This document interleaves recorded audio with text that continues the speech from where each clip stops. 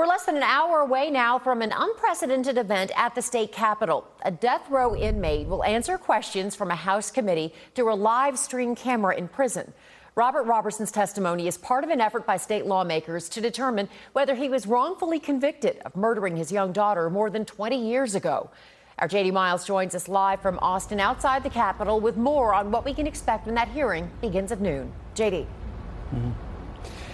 Karen, state lawmakers and Robert Roberson's attorneys wanted him here in person to make more of an impact, but the Office of Attorney General Ken Paxton vehemently opposed that, saying there were way too many security concerns and there were no nearby prisons to hold him.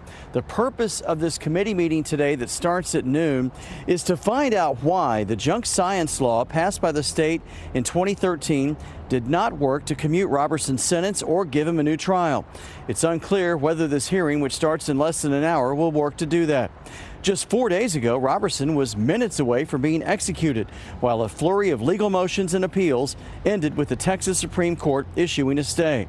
More than 80 state lawmakers, including some of the most liberal Democrats and conservative Republicans in the House, believe Roberson did not murder his 2-year-old daughter by shaking her violently. Shaken baby syndrome was a controversial medical diagnosis that many experts now call junk science and widely discredited. The state passed a law in 2013 to help those accused of it who were convicted, but Roberson has remained on death row for more than 20 years. He has denied abusing his daughter, who had pneumonia and a fever days before she died.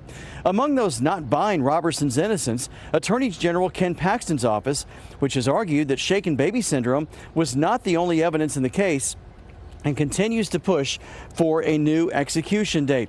Now, two interesting things to watch out for when this committee hearing begins is one is obviously how Roberson will come across to state lawmakers and the public.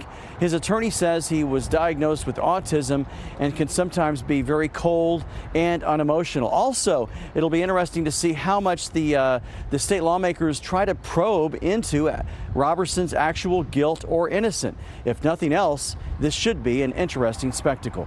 Live in Austin, J.D. Miles, CBS News, Texas. Certainly lots of eyes will be on it. J.D., thank you very much.